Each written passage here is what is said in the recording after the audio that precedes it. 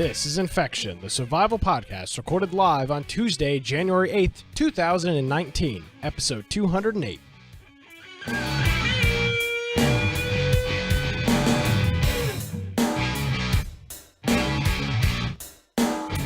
Hello, ladies and gentlemen, and welcome to another episode of Infection, the survival podcast. Infection is your source for the latest information on survival video games. We bring you the latest news, reviews, updates, and more each and every week. My name is Nick Craig. You can follow me on Twitter at Nicholas M. Craig. Of course, you can visit our website. That's infectionpodcast.com. Ladies and gentlemen, he is back from the dead. I will spare you from having to listen to me talk for a whole hour again. With the very raspy voice, Brian with a cold, a virus, Aldridge. Hello, Brian. Hey, it's good. Sorry about that. It's good to be back. If you want to find me at Voice of Computer on Twitter, or of course you can check out my blog, biteoftech.com. And you'll notice I do have a scratchy voice. So we'll see. I think I'll be able to last through the whole show. I've got tea, got water, and it's a lot better than it was. Last week, bone broth? I need the bone broth. The bone broth. No bone broth today. Well, okay. But if you go to our website, infectionpodcast.com, make sure you go check out. We have a link to our Steam group. You get notifications before the show starts. We have our Discord group, is where we hang out and talk throughout the week. Whenever we do our Friday night game nights, all those things are done through Discord. Of course, we have on there a link to our YouTube channel, our audio only forums, and then all of our show notes for all 208 episodes, regular episodes of Infection. So make sure you go check it out. Yes, and we're glad you're feeling better, even though you don't sound great. I know you're feeling much better compared to last week. I think that was the first. I don't. You think you've ever missed a show before? No, yeah, that was my first episode that I wasn't able to make. So we're now we're even. We're 1-1. I missed that episode. You know, I was getting hit by a hurricane. You just had a little cold. I mean, it's fine. I mean, we're not counting or anything. We're not trying to make this into a competition. But I'm just saying. I was here. I was here in chat. You did all the notes and you did all the prep too. Yeah, and I did all the prep too. So I just couldn't do the talking. Well, we're glad you're back. And I guess before we start, get into some news and whatnot, it's actually surprisingly quite a light news week. I'm sure we'll be able to fill up almost 2 hours here. Nevertheless, I know you guys have still been playing some Atlas, and Atlas was the game of the week. I think I said that on last week's program that I really just wasn't feeling Atlas, and I held through to my word. I am really just not feeling Atlas. I mean, I saw a whole group of people playing Friday night, and I'll tell you what, Brian, I had no incentive, no drive, no motivation to play that game at all, whatsoever, and I haven't since. Yeah. Well, and I think that you're probably not the only one. I know that there's a lot of people playing right now, but I think some of the way that the game is structured, it's going to be a struggle for them to maintain players. First of all, you take a look at something like Ark. Ark has maintained its player base not through the public servers, not through the official servers. Correct. The official servers are where a couple people, I mean, you have servers that are being run by 5 people to where there used to be a big group that played, 5 people are left, and they have such powerful dynos and everything else that they can control the whole server. And there's really not that many people playing on the server. This doesn't work that way. You can't go into that mode.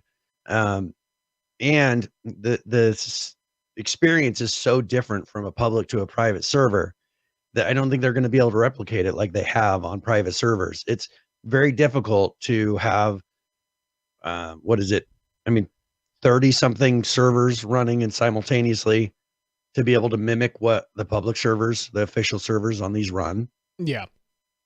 So I think it's going to be very difficult for them to transition. Right now it's new. Right now it's fresh. But I think it's going to be very difficult for them to transition after these initial, everybody's kind of got their zone. Then what do? Right now, everybody's kind of fighting for space. Eventually that's going to settle out. Yeah. And then what's going to happen? Exactly. And I don't think, let's not open with Atlas today, because there is actually some news that in regards to that, what you're talking about with zones and whatnot. So we'll get into that a little bit later on in the program.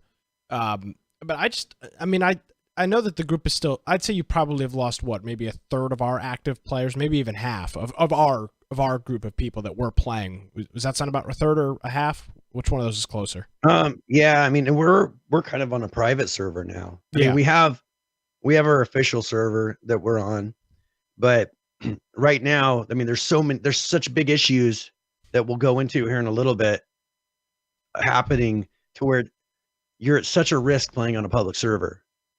I mean, if we wanted to, and as I said, we'll go into this in a minute how, but if we wanted to, we could go through as a group of 5, 10, 15 people and sink almost every boat in the game right now, if we wanted to.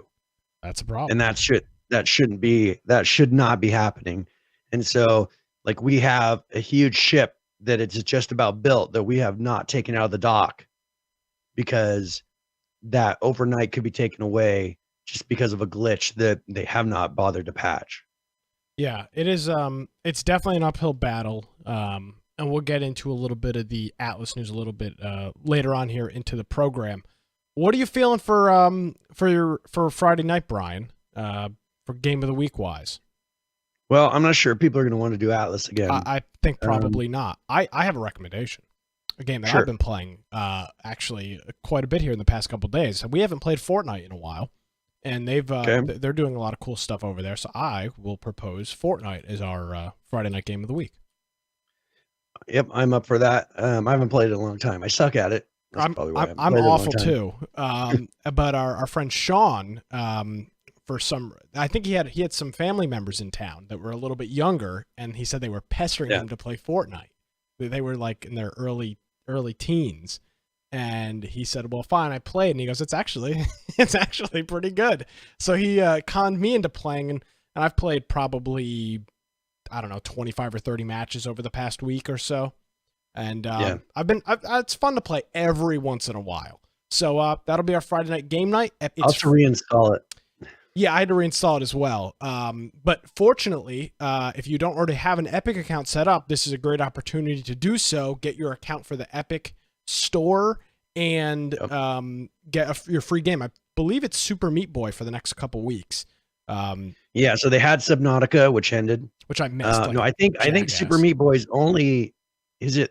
Isn't it only for a couple more days, or is it a month? No, it might be a couple more days. I'll double check really quick because I have the app open. But so make sure you go in there and get it, because this is for a limited amount of time. Then they'll announce another one that they're going to open up that you can get. But Super Meat Boy is the free one right now. So every 2 weeks they announce a new game that they're giving away for free. Which is a very interesting strategy, and we've discussed that kind of in length. So January 10th. So 2 more days. You have 2 more days. After that, it's going to be What Remains of Edith Finch. That'll start on the 10th. So from the 10th on, you'll be able to play that. I think that's a single player type of a game, a story game. But if you want to get Super Meat Boy, which is kind of a competitive side scroller, very difficult. I mean, it's something that people do speed runs on and all kinds of things. So if you're into that kind of a game, make sure you grab it. There you go. And create your Epic account. It's free. Download Fortnite. It's free. And we'll be playing that Friday night. And if you've never played it before, I know a whole bunch of people that don't. I know a whole bunch of people that haven't played Fortnite that have just heard about it. If you're looking to give it a try, Friday night might be a good time to do it. We'll have a group going, and we're all awful at the game. I don't know of any of our groups. I don't know if anybody in our group that plays it religiously, so I'm going to imagine we're all going to be pretty bad. But nevertheless, we'll have a good time, and we'll do that Friday night, 8 p.m. Eastern. You can join our Discord. All the links, all the information is on our website. That is infectionpodcast.com. All right, Brian. We don't have a whole lot of notes this week, but there are a couple of bigger, not a whole lot of updates, I should say. It's been kind of a slow. Even last week, there was some stuff, but the last couple, it was the dev teams haven't made it back. I mean, they did a huge rush before Christmas. Everybody got a ton of stuff out, and then this is kind of like the 2 weeks of just getting back to work. So it'll take them probably a week to get another, whatever set of updates out. So I want to talk about something, but it's not even in the notes here. But I do want to talk about something that we've gotten criticized for in the past, and we've talked about loot boxes and how this idea of online gambling per se in a game like H1Z1 or a game like PUBG, where you are buying a mystery box or a mystery key to unlock, and it's just H1Z1, I think, is probably the most gambling example. It's like literally like a it's a wheel that spins, and wherever the little pointer lands, you get the prize. And I think you and I held the stance that this doesn't need to be regulated by anybody. This is not like going to a casino and putting dollar bills or quarters or change into a machine. But there was a situation that's been peaking over the past couple of weeks, and it doesn't affect gaming specifically, but I think it could traverse down and affect the gaming. A couple of pretty popular YouTubers, one of them is Jake Paul, did he did a video with a sponsor, and RiceGum. They did a video. They were sponsored by a company. I don't remember the name, and it's something.net, lootboxes.net, maybe something like that. Mysterybox.net. Mysterybox.net, something like that. And the whole concept is definitely not a sponsor. Well, I take their $10,000. So, I mean, I'll take that all the way to the bank, and you'll be hearing about it every 5 minutes on this podcast. I'll tell you that. So they took this sponsor, which is not a problem. It's capitalism. You're allowed to make money online, not a problem. But Jake Paul specifically, I'm not sure about RiceGum, has got a very young audience, which again is not a problem. He's just got a younger audience in comparison to the majority of YouTube. So teenage boys love him. Teenage boys and prepubescent boys and girls. He's very popular with probably kids in the 9 to 13 range. I don't know what you call them, 9 to 15, whatever you call that range, maybe even 8. So he's very popular in that age range. So he takes on this sponsor, and the whole concept is you go on this website and you buy a chance. You essentially buy a virtual loot box where you can win like $150 million houses, Rolls-Royce cars, Lambos. It's just like nonsense stuff. And some of them, Apple MacBooks, massive gaming computers, sneakers, Supreme merchandise, a whole bunch of things that are relatively expensive. And you put real money on this website, and if you win the product, you can you can sell the product back to the site for a profit if it's something you don't want, or you can have them ship it to you. That's the premise. There's some more detail. H3H3 and Ethan over there did a I thought a really good video on deconstructing it in his kind of comedic fashion. So if you're really interested in the nitty-gritty details, please go watch that video. This is a very gross simplification. And he got under a lot of criticism for that. So I don't want to dive into that too much because it doesn't pertain to what we do here. But I think something like that, which is now I don't know about you, Brian. That seems more like gambling to me than buying a skin on Fortnite, or not Fortnite. Fortnite doesn't do that. H1Z1 or PUBG or any CS:GO, any of these other games where you are mysteriously getting an in-game item. Now this is pay us money for a virtual chance to win real products. That's where but they're the also line changes. setting the value. Part of the problem is they're setting the value. When you're doing skins in game, the value is being set by the public. So you're going to another site where Steam. Someone is saying, I feel that this is worth this much. Mm-hmm. Well, not even necessarily Steam, you're but right. like, the trading sites. Yeah, the trading sites. They're saying, I see this. Here's what I value this object at. I'll give you this much for it. The person that is selling you, or that is giving you, the gaming company that's giving you that skin, is not then making generally a cut of that money. If you use the Steam marketplace to do trade sales, yes, they will make a cut. But what was happening most before was they were going to these external websites and they were trades. The original company wasn't making any money. So the only part they were making money on was the original loot box sale. And then all that extra stuff that was being tossed around and money that was being pretty much thrown away. Now, you can say, though, when they were encouraging people to open hundreds, and because I think H1Z1 skirted this line pretty closely to where they were encouraging people to open up as many as they could because they knew the value of them on these other sites. So they were pushing open these loot boxes because you can make a lot of money of them outside. It had nothing to do with the actual, I want all these skins in game. But let's be clear with that. You were taking your money, turning that into virtual currency, and it was staying a virtual currency. It was staying, you were getting a skin. Now, again, you can sell your World of Warcraft account. You're not supposed to, but you can sell your World of Warcraft account on eBay or some other site for money. You can sell a whole bunch of virtual products online for money. Which is what I liken to. I mean, it's not that it's a good thing to do, but you can. I mean, but companies like Blizzard have gone in and pretty much made changes to prevent that from happening. Rather than saying, "Oh, we're going to ban you all for doing it," they said, "All right, well, let's make it to where there's no point." So they made it so you could pretty much buy a token to level up your character. Yeah, they did all these things to make it to where that was no longer an issue. These other companies act like they're the victims. Well, I'm just trying to draw the parallel that it's not just like the only thing people are buying online are chances to win skins. I mean, people sell RuneScape accounts. I mean, that I think is still a pretty common thing. I know Blizzard's fixed it, but that was a relatively popular thing when I was in was it late middle school, early high school. People was buying and selling RuneScape accounts online. My point is it's been happening. Okay, so now let's take this mystery box website and do some compare and contrast to video game loot boxes, which you and I have had the hard stance on. Well, I don't know how hard of a stance it is, but you and I think, have both had the stance. This does not need to, because some senator or some state legislator in Hawaii said that we need to pass legislation to regulate this, which I think you and I both said was ridiculous. And I mean, it would be nice just because we wouldn't have to deal with them, but it's not the right decision. It just would be nice because you wouldn't have to deal with loot boxes anymore. Well, but that's not. So just because you don't like something doesn't mean that you should have it banned. Well, yeah, that's maybe another conversation.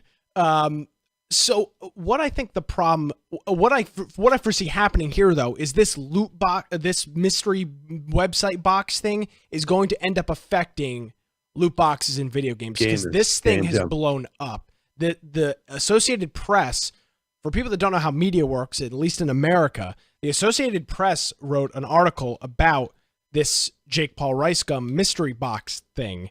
And the way the Associated Press works in America is almost every small town newspaper, and even big newspapers like the New York Times and Washington Post, subscribe to what's called the Associated Press wire service. And you pay, it's expensive, but you get access to all of these articles to publish in your paper or your online website or any TV news station, radio station. They do the same thing. So once the Associated all the Press, filler content that you need. Yes, it's filler content because a newspaper can't afford to employ people. Hire 20 writers for every day. Exactly. They have a couple local writers. Everything national comes from other places. Nevertheless, the Associated Press has published something about this, and now you are starting to see this story trickle onto local TV stations, local radio station websites, and local newspapers all over the country and all over the world, but specifically in America. And I'm not going to make any crazy bold predictions because I don't really know where it's going to go, but I have a feeling now that where you've got this situation where specifically kids, because that is Jake Paul's audience, not a problem, but again, specifically kids, his demo was being they were being promoted to obviously being targeted. Go on this website, give us money, and we will ship you a product if you win it. That I think that may be the straw that breaks the camel's back with loot boxes in video games. I think you could see a domino effect. You want to know what I think is going to be the driving factor? No, you can't. No opinions allowed. Yes, what's going on? So my issue is I'm thinking what the local states and the government are going to look at is the fact that they view that there is money being transferred that's not having proper taxes put on. Because obviously there's big money behind this. The government's going to look at it as here's gambling that's happening that we don't have the ability to tax in a proper way because they're sending them items. These people are not going to be claiming this on their taxes.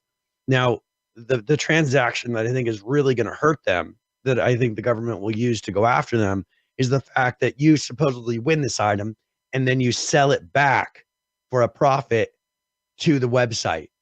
that is a transaction of cash, whether or not the cash is actually going into your hands and then going back. They're treating it like an actual transaction. There should be taxes paid even on that click. Well, right? But to go a step further, when you sell something in the Steam marketplace, that is income. Yes. When you sell on these trading sites, yeah, absolutely, it is. Actually, the Steam marketplace, I don't know, because you can't cash out of the Steam marketplace. You can't take cash, but I know that if you're selling something on the Steam marketplace, you have all these tax forms that you've done. Yeah. So Steam has covered all their bases. This website has not, because you just watching the Jake Paul video as he's sitting there and clicking, and even Ricegum, he did it too. He's like, oh, this is worth Ricegum. I think the video is worth $10,000. Came out. He's like $10,000. I'm gonna sell it back. I'm gonna make this much money, and he was talking like that. The second that an IRS person hears that, they're like, oh, you made that much money? You made $8,000? Yeah. You just made $8,000 and they just sold it back. And now it's like trading on the stock market. You know what? You're paying taxes on all that money because you have to report it. You absolutely do, yes. Here they're treating it like it's just a click. It's just a game. It's just going back and forth. It's not real money yet, right? It's just a prank. Not until I receive something. Yeah, it's just a prank. That's the problem, is they're going to go after these guys. And I think companies are starting to become more scared of this. I mean, look at Amazon. They now charge taxes on everything that they ship. I love it because I don't have to sit there and do taxes on a million things at the end of the year.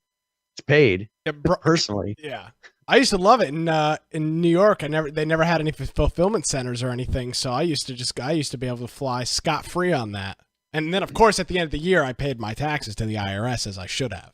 I did do reporting on that. And it's like, how many items did you purchase that you didn't pay taxes on? And I just had pages of stupid things, from little, a bag of screws to just all the stupid stuff I was using for my business.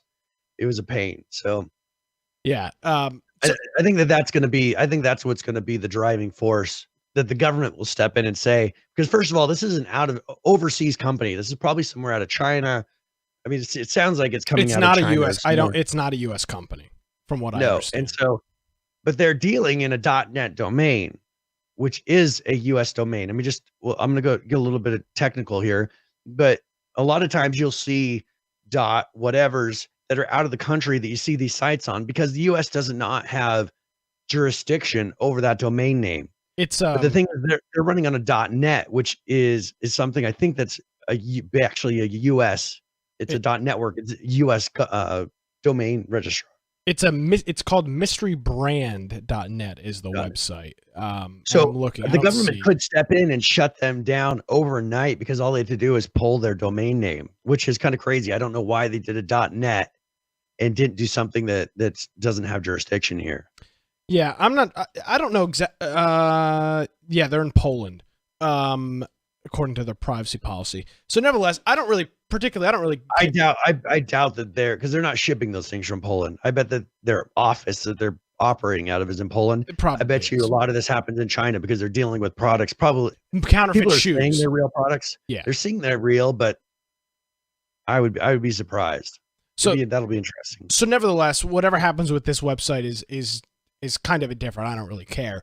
But I do think now you may see a change in some loot box, mystery box, buy key to get random item policies in some of the games that we talk about, and some of the games that we don't talk about, video games in general, if there is, which I imagine there will be at some point. There's going to be some crackdown with these guys. I mean, it's gone very viral. And at some point, the FTC is going to step in and probably the IRS and say, what the hell's going on here, fellas? And then you may see that kind of switch over into our industry. So that's why I wanted to bring it up, not because of the whole actual mystery brand thing, but because I think it is very similar in some regards. It's the perception that people have. People will, especially government officials, politicians who have no clue how it all works, when they're asking someone, like Zuckerberg, what is the internet and how does it work? We have a problem here. So the thing is they'll get some sort of lobbyist, or they'll get somebody who is pushing a perspective saying, we're not getting our fair cut here. and then they'll bring in, they're targeting children, and kids are stealing their parents' credit cards, and then they start bringing examples of, seeing they do it here on Fortnite, which Fortnite, luckily, they do that subscription service now, which is not as much of a problem. But when things were Loot Crate, they'll bring up whatever game most kids are getting money from their parents on to throw down a bunch of money like that, and they'll lump that in with mystery boxes. Exactly. So mystery brand. I foresee something like that potentially happening in the future. So just be aware as if we go through, and keep your eye out if you follow this stuff. If you see anything where you see a developer, somebody pulling back on loot boxes and switching over to a season pass, please do let us know, because if something happens with this mystery brand, I could see a lot of parallels being drawn between what they're doing and what some game developers are doing, which, again, I don't have a problem with what the game developers doing, and frankly, I really don't even have a problem with what the mystery brand people are doing. It's not it's not illegal. I mean, there's no rule that says you can't do this.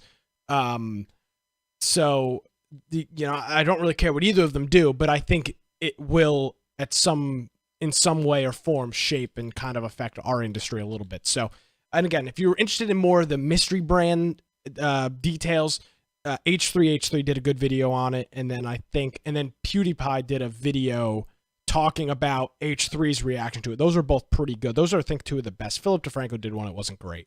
So if you want more details on that, look it up. But I don't know. I think it's somewhat related. I want to talk really quick about, so there's a game, they put out an update, and I was like, I'm going to go check it out because I haven't seen it in a while. This is actually... I got home today, and I looked at Discord, and then there was this weird game. It said Brian played 1 hour ago. I was like, what in the hell? What is this game, and why is Brian playing it? So I don't know if you remember, but 2 years ago at PAX, we sat down and talked to this company. Really? Or this guy, The Long Journey Home. He was the one where we just talked to him mainly. I got to look at a picture. But yeah, we talked to them because they hadn't quite released yet, if I remember correctly. Now, this is a game that I've had, and I don't remember if it's because I emailed him and he gave me a code. It looks like it's a fun game. We won't go into that. Actually, we should. So Nick is playing. Nick loves Dead by Daylight. Don't do this on the show. I have to. So Nick loves Dead by Daylight. Nick's been playing a lot of Dead by Daylight lately. 90 hours, yeah. He's got like 90 hours in there. So I jump in, and I'm just like, I keep seeing they have all of these DLCs, and I have all the DLCs, and I'm like, why are they pushing this so much if they're including them all with their game? So I asked Nick, I said, do you guys have all these? Like, do you have? And I guess I have a code that automatically gives me every single DLC, because we talked to them at PAX 2 years ago, and Nick was like, oh, that's no good. It's worse than that. We got an email from them that said, respond to this email to get a free key, and you responded, and I just didn't. I responded, and Nick didn't bother. And here, 2 years later, Nick is loving the game, wishing he had all of these DLCs they put out. The link in the email from 2017 was no longer valid to request a free key, so I'm SOL. I'm SOL at this point. So, I mean, I have every single character, everything that you can possibly get with a game. You're so amazing. For the last 2 years. You're fantastic. You're the best. And you hate the game because you're bad at it. So go ahead. Continue on with your stupid story. Continue. I admit that. I admit that. I suck at the game, and it frustrates me. I feel bad playing that game because I die so quickly, and that's the reason. If I was better, I'd be like, I actually contribute something, and I'll play. But I'm no good at it. So this company that makes The Long Journey Home, the game is actually looks like it's a lot of fun, but I looked at their store page, and it's very negative for their recent reviews. And I was like, that's strange. Like, something has to be really broken when the game seems like it's fun to have very negative. And so I went and looked, and they put this piece of software in their last update. They put out a new one recently called Buff Panel. And Buff Panel is pretty much a marketing software. It goes through and tracks what the player, just certain information about them. Not what people were claiming, that it tracks what websites you visited and things like that. That is true, and I think this is their mistake.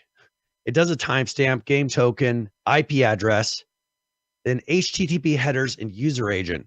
Right. That's the problem. Now, whether or not what they were doing out of that, who knows? But the fact that it's pulling your whole web history is what got people really mad. Now, Other than that, it was just tracking general information that would be just fine in a game. Like, what now let me stop you. Game, what they're playing in the game. Because I searched buff panel on Bing, search engine of choice, and it's pretty clear what it is. Buff panel. Steam marketing done right. That is the tagline on their website. So this isn't like it's some grand conspiracy, some super it's not secret some crazy company. spyware. They're treating it like spyware. But the thing is, it is kind of spyware, and the fact that it tracks, it actually looks at your browser history. Yeah, of course it is. It is most definitely spyware, but it's not like it's secret. I was reading a Steam post and a Reddit thread about it, and these people made it out that this was some underground like Stack Overflow software. It's a legitimate marketing software. A marketing tool. You search it up. They're not hiding it. Anybody, you can buy it. Yes. And so here was the response from the developer. Yeah. He said, "Good morning, Happy New Year to everyone." So this happened over the holiday. Yeah, great way to start a post about how you're putting a virus on my computer. He says, I wish you best for 2019. After I had some talks with responsible colleagues today, we decided to remove buff panel from the game. Besides the fact that it obviously makes you guys feel bad about our game, which deserves to be played and not be avoided, the influencer marketing campaign we measured with this tool didn't have the expected outcome we hoped for. Just to clarify, all data that was transferred to buff panel until today was anonymized. The data cannot be connected to you. You won't have any disadvantages from it. A moment ago, we rolled back the game, so the version we had previously did the buff panel patch. Depending on your Steam settings, most likely it'll download and update. Sorry about the inconvenience this might have caused. Maybe any one of you try buff panel as a seed for the game and let us know if the generated universe is worth playing. I don't know what that was. I just went in and created one to see what would happen. So far, I don't know what it's going to do. I don't know if it's going to do anything weird or if that was just a joke. But people were pretty upset about this. Obviously, they weren't doing it. I don't think they were doing it with ill intent, especially since it's all anonymized. Like, it's not like they're saying this Steam person is visiting these websites. But obviously, perception goes a long way. That was kind of more my thing of these guys, people that are playing this game perceive that something is happening. And now look at the ratings on Steam.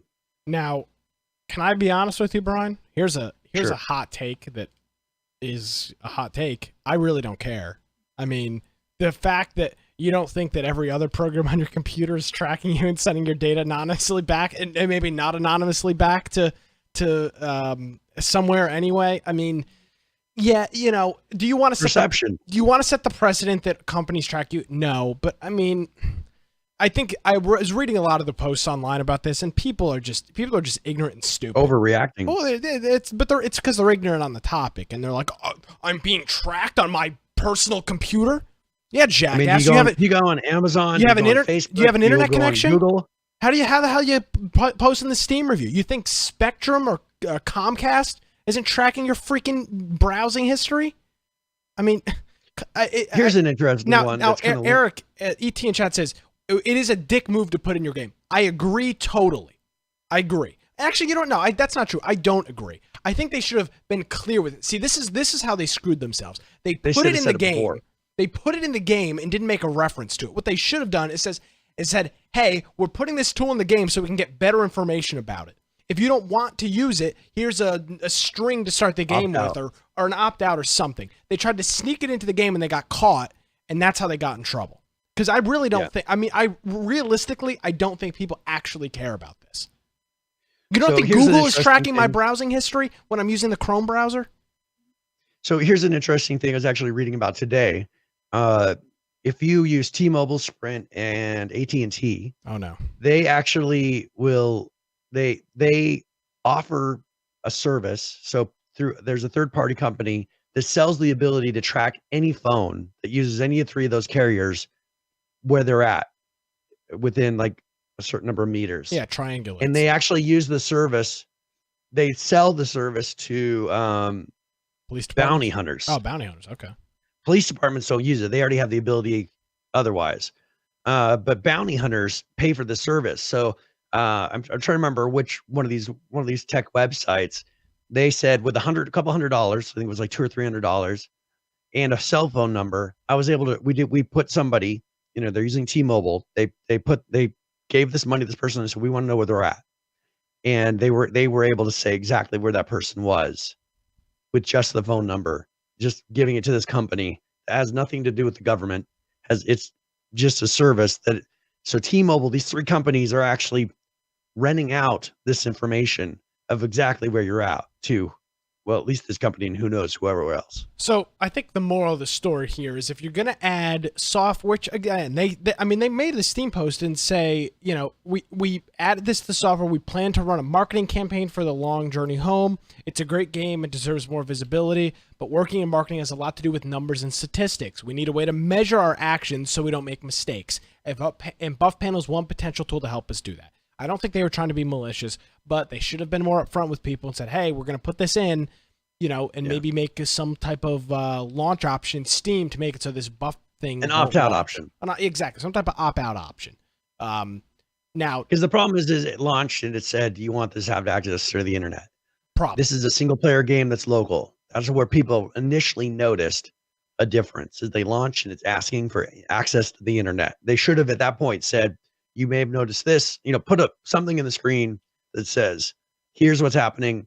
Next time launch this other icon or whatever it is, and it won't happen. Which I'm pretty sure there is some rule and some law or something that you have to give opt out in things like that.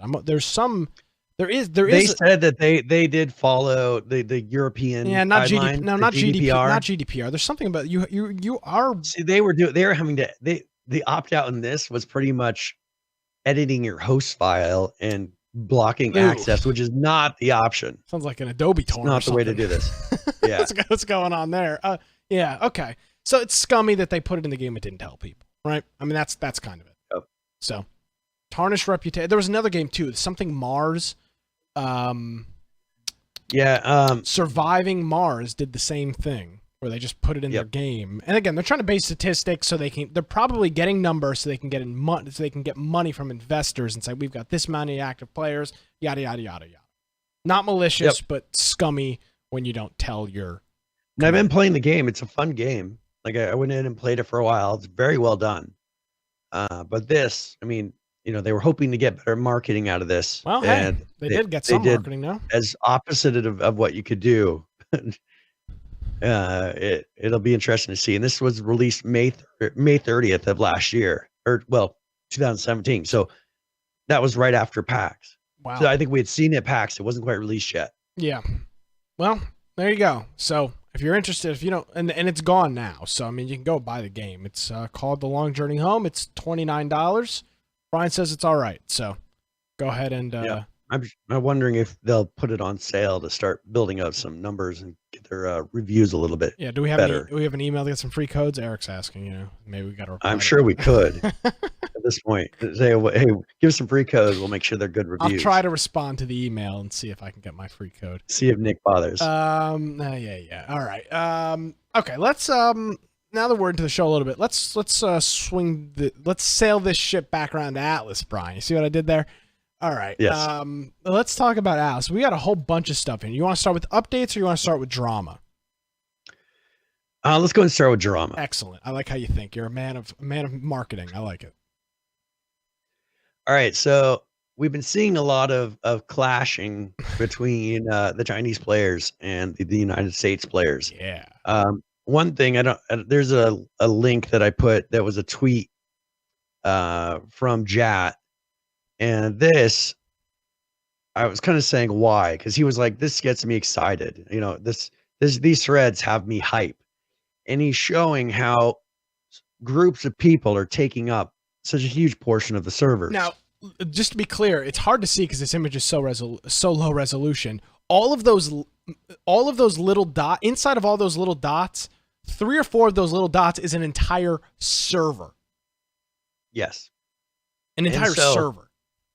The problem is this is just the top 10. Yeah. Because the way that it shows the top 10 largest conglomerates, pretty much people that are covering the most space. You have Dynasty, which is taking up 6 plus, maybe 10 servers. If you look Something like at that. the Yeah. upper left, Yeah. and the right hand side, China is taking up quite a number of servers. Yeah, so that whole all the green dots, those are Dynasty. This is In the China very right middle, here. I think it's the blue is China. On the right hand side, Dynasty has another section. There's just groups of people, and all they're doing is placing down hundreds and hundreds and hundreds of claim flags. Yeah. And taking up huge sections, servers and servers of the map. And he's excited about this. I think that this is a very broken part of the game. I think this is what makes the game unplayable for 90% of the rest of the player base. Yet he's excited about this, and that made me really disappointed. Well, there was lots of conversation on, I don't remember if it was Steam threads or Reddit posts. Reddit, a lot of people were going back. Reddit, I think you're right. It was Reddit, and people were just saying how they feel that the development team is trying to push them to join mega clans where there's hundreds of people. And to be fair, maybe that's how they want this game run. Maybe that makes more sense for a game like this because it's so expensive to do things in terms of resources, boats. Maybe you are supposed to play in mega groups, but I think the problem you've got is you may want people to play in mega groups, but in reality, people do not want to play in mega groups. A group our size, which is 20 players, does not want to jump into a group of 200 because then we have the problem is when there's 150 people per server or per server. When you have a mega group, you can't have them all in the same place. Well, that's why they've got claims over a whole bunch of servers.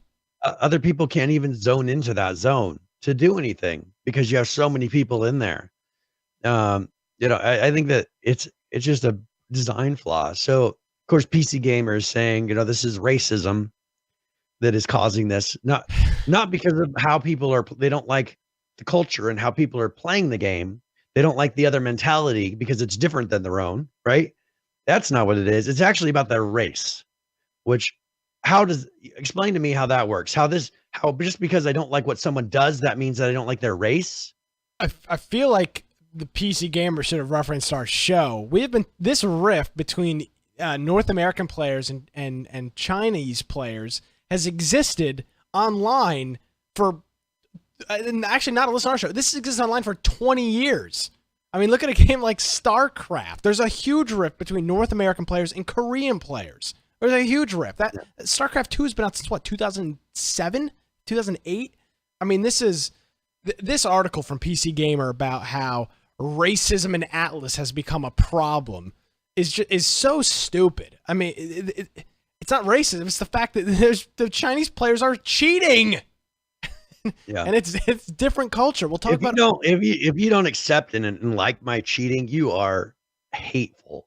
And that's what it is. We'll talk about it a little while. ROE a little bit later on. They've got a huge cheating problem in ROE right now. And our friend Manpawns, who plays this game religiously, tweeted out 2 or 3 days ago. He says, "I am done playing ROE till they fix these Chinese hackers." It's H1Z1 all over again. It's the same reason people stop playing H1Z1. Because these groups would come in, same reason people stopped playing on Arc public servers. These Chinese groups would warp using the stupid cross-Arc BS that they implemented and wipe out entire servers. Yep.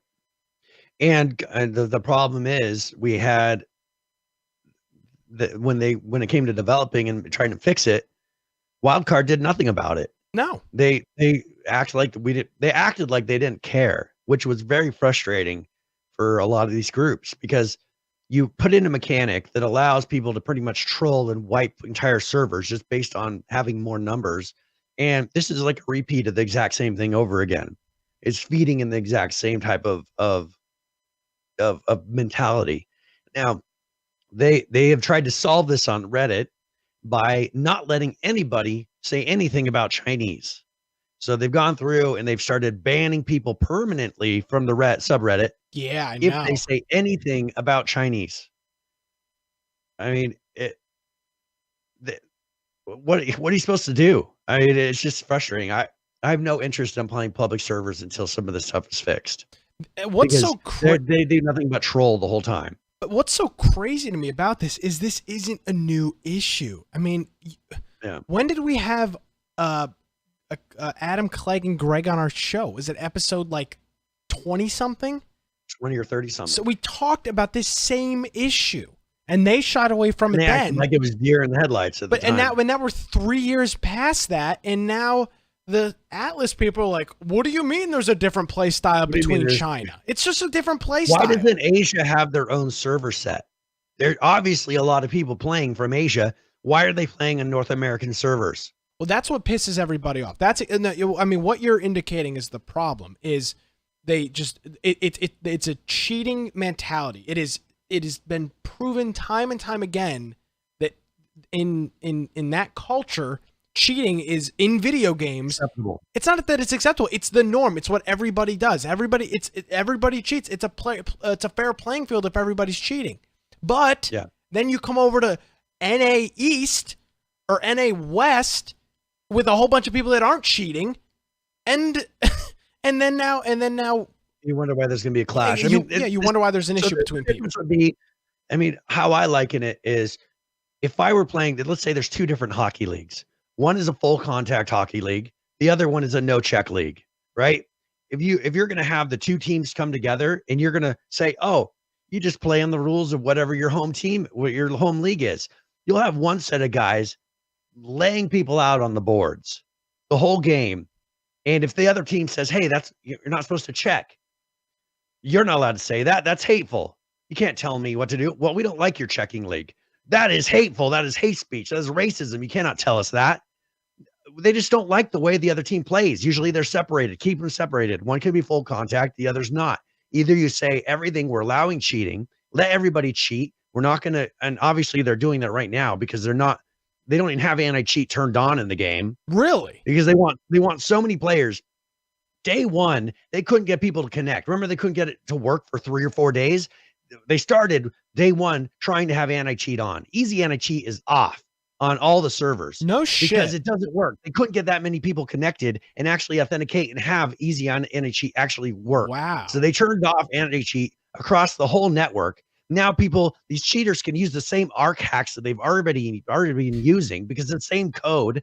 And they instantly, day one, had hacks. They can spawn stuff in. They can do whatever they want, move wherever they want, because none of that stuff's being regulated on the server. And then we wonder why stuff's been crazy. Why are they duping so much? They're just using the same stupid cheats that they had in ARC. They didn't even have to come up with anything new. They just had to adapt them to work with the new executables. It's incredibly stupid. And it makes me sick that they're saying, well, look at how many people we got on there. Turn on your anti-cheat and see how many people you have playing. Why don't you give Asia their own server, turn on the anti-cheat, so then you cut the player base in half. Now run 20,000 people. I don't care if you can get 40,000 people with anti-cheat off. Turn 20,000 on with easy anti-cheat on. And then let's talk, because that's how many people your server can actually hold. You can't hold 40,000 people. And then they'll actually have a decent number to where you're not maxing out player zones and servers aren't crashing all the time. Like, I don't know where these guys, if they don't just sit and think, well, what would be best for the player? Because obviously they don't think that. They're thinking, how can we squeeze as many people in as we can and not care about the experience? Well, I think it's pretty safe to say that from the launch of this game, there has been a lack of caring about the play style. The fact that they still to this day have not done a wipe after, and Judd is mentioning that when the game first launched, you could enable creative mode where you could fly on in everything you want too, and then put claim flags down. But and they still have yet to do a wipe. Yet here in the next couple days, they're going to be putting in some cockamamie zone protection building system. Like they think that's going to solve the problem. The fact that they haven't wiped yet is so much more. I don't think they will. Well, they're not going to. It's too late now. But I think they will see that their game will cease to exist in terms of massive player numbers in a very quick amount of time. Though I'm sick and tired of this mentality. ARC you could play, since you could play it on a private server, the game is good. Look at Minecraft. But the way that they ran public servers is trash. And that's why I didn't want to play on public servers on ARC. And now they're almost not giving you a choice. You can't get the experience without it. But that's see, that doesn't bother me as much, Brian. That's like saying you want to run your own private server for WoW. That doesn't work. WoW isn't. It's like saying you want to run your own PlanetSide 2 server. That doesn't work. Those games are not meant to be private servered. That's just not how it's meant to be played. Which is fine. But then they've got. I think I don't think, frankly, they know what the hell they're doing. It's because they're rushing, which it's the name of the game, but I think you will see over the next probably 3 or 4 months that their player count will probably dwindle down to probably that 10,000 mark, maybe 15,000. And they'll be able to turn on anti-cheat. Well, they can turn on anti-cheat. It'll be great, but people aren't going to come back. So it's just there are plenty of problems, and then now there's this issue between cheaters and not cheaters, and if you call the cheaters, then you're getting banned. Racist. Well, it's not. I'm not even getting that. You're getting banned. Well, I mean, from that's what they're saying. They're saying you're racist. Well, that's what the PC Gamer article is saying. You know, superimposing. But that's what they're saying on Reddit too. They're saying if you say anything about Chinese that is racism, will not be tolerated. You will be permanently banned. That's their post from the moderators on the Atlas subreddit. Yeah, which by the way is not an official subreddit. Let's be clear. This is it's not an official subreddit. I think one of the guys is a ban in there does nothing to do with the game itself. You will not get banned in the game. Yes, at all. So I think it's interesting. I think it's very funny that an outlet like PC Gamer would publish an article like this a day ago. I mean, we have literally talked about this on this program now for 4 years, but nevertheless, PC Gamer's new to the party, I guess, and is finally realizing, hey, there's a difference between players in China that cheat and North American players that statistically don't cheat as much as players that are in China. So, nevertheless, that's the drama with cheaters Atlas. in America are the exception, not the rule. Absolutely, and it's quite opposite in China, which again is fine. It's culturally different, but you can't mix the two groups together. If you mix the two groups together, you run into a serious issue. So. One thing they've been talking about, they're going to be doing a big what called 10.0 patch. Yeah, this is a big patch. It's supposed to be today, I think. Well, the 10.0 is the server patch. They're doing okay, so the client version they're doing today. And here's a couple of the big things in it. This is a very large patch. I'm going to read through some of it here. So they've kind of reworked the claim flag system. Claim flags now have settings which allow other companies are the clans, the groups, the guilds, companies or players to build within them with specific tax rate applied to them. So you're also able to define an inclusion or exclusion list to these to allow or exclude specific company IDs, meaning clan IDs, or specific players. They go through the process of how that's all going to work. But what's going to happen is starting whenever they do this update, which is supposed to be 3 or 4 hours from now, according to the tweet I saw before we started the program, all claim sometime flags, before midnight. Yeah, well, which we know that'll be 3 days from now. All claim flags are going to start with an everyone can build default setting. Now you can go into your claim flag. You've got until Thursday, January 10th to go in there until they turn it on the server. So you can go in game, and these are going to be your options as an owner or admin of a claim flag. If your claim flag is got a green icon, that means that it's your claim flag and you can do whatever you want in it. If it's blue, it means it belongs to your allies and you do not have permission to build. If it's purple, it means it's one of your allies' claims and you are allowed to build. If it's red, it means it's an enemy claim flag and you do not have permission to build. And if it's yellow, it's an enemy claim flag, but you have the permission to build inside of it. So that's kind of the big update that they're doing here, as well as fixing some stuff with C claims. The enemy claim flags can now be directly pinged to identify enemies that are nearby. The time required to steal an enemy claim has now decreased the more claims that enemy team has. Looking at your claim flag will show you how many claim flags you have. They're doing some stuff with the trading ships. They're adding a whole bunch of those. And there's a very long list of updates that they're doing here. This is probably the second biggest update that they've had since they launched the game. They did the one where they fixed all the resources limitations and the claiming times and all that stuff. This is the big one. This is 10.0. So if you have claims all over the place, you've got, after this is done, it'll be, Wednesday morning, you'll have a day, 2 days to get in there and switch all your claims to the proper permission system before it takes place. So, but again, It still doesn't solve the problem that there's these claims all over the place that people threw down using the creative system. While we were spending our time building a boat, these people were creative spawning around. We take our boat out, it gets destroyed instantly. So Yep. that was kind of Well, and let's mention too, there's this bug that we hinted at towards the beginning of the show. So, and this is not mentioned anywhere in this patch that I saw, which I'm very surprised about. They're not even attempting to fix this. We can pretty much on a PvE server sync any boat in the game with our group because there's a certain weight limitation on the boat. Now, one thing that they are slightly adjusting this is I think they said that boats can now carry 40% more weight by default. Okay, that's great. We just have to pick up twice as much stuff. Okay, we can handle that, right? So we can pick whether it's a raft, a schooner, whatever it is, the big boats, we can go in and just load up 10 people with max weight, just go pick up a bunch of rocks, stand on the boat, and with what, you say 5 to 10 minutes? Yeah. Sink any boat in the game. Now, there was a bug. You can actually do this easier. You can do this with one person. And this is not even patched in this that I've seen. You can kill yourself, and then your body, you can actually pick up, and it doesn't count the weight in your body. So you can actually load your body up, your dead body, with 10,000 weight. You can then say, I want to drag the body, which lets you move at full speed. It doesn't slow you down at all. You can then carry your body. All you do is then drop your dead body onto the ship, and it will sink the ship within a couple minutes. That's solo. A solo person can go around and sink every ship that they want, and they can just keep carrying that body around with them. They can take it and then drag the body to the next ship. So let's say you have a full bay of ships that you have, and people are logged off because it's night. He can just go from ship to ship, just carrying his body, and in 5 minutes he could sink your whole set of ships. 5 to 10 minutes, and there's nothing you can do about it.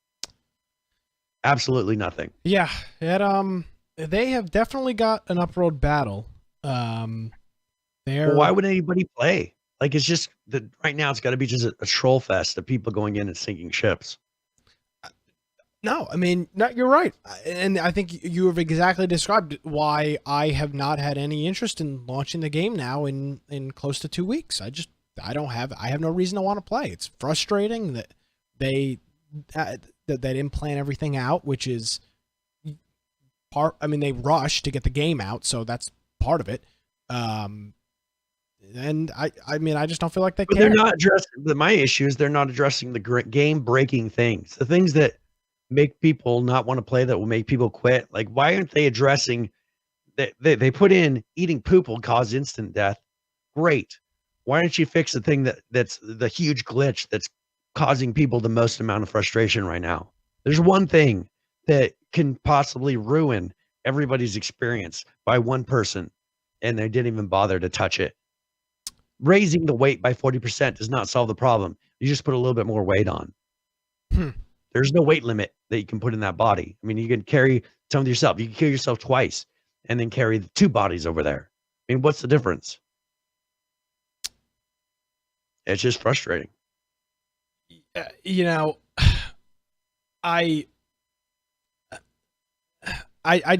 don't know.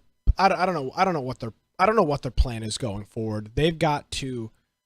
I really do think they've got to make some.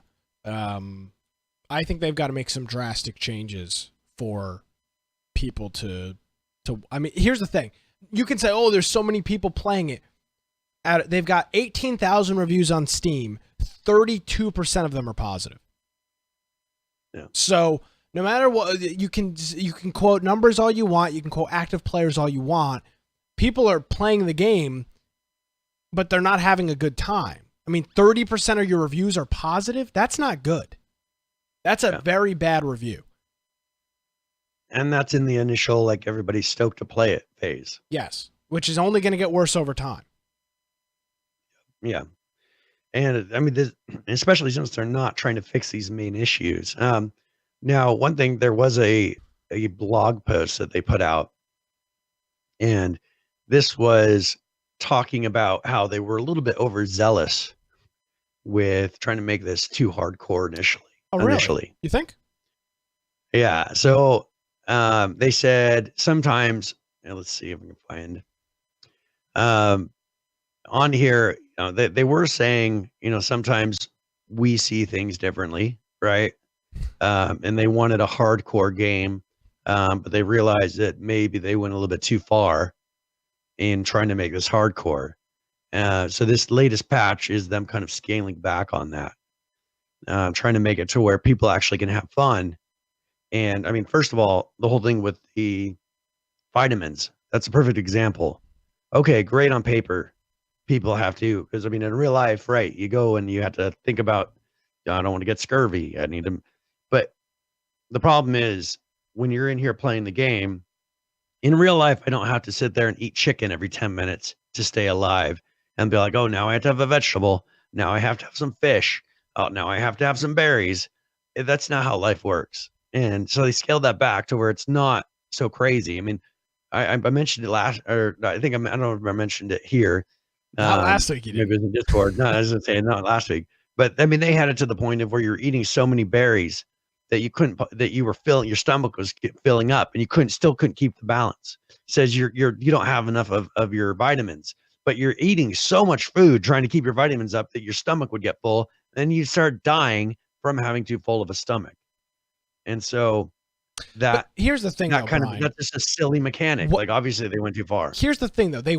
I can tell you why they went too far. And here's the thing. It's not that they went too far. I don't think they went too far at all. I'll tell you what the problem is. They never tested the game. So they never knew. To make sure it all worked. Yeah. Well, you write out on paper, okay, your health, when you're on a ship, your vitamins deplete at this rate.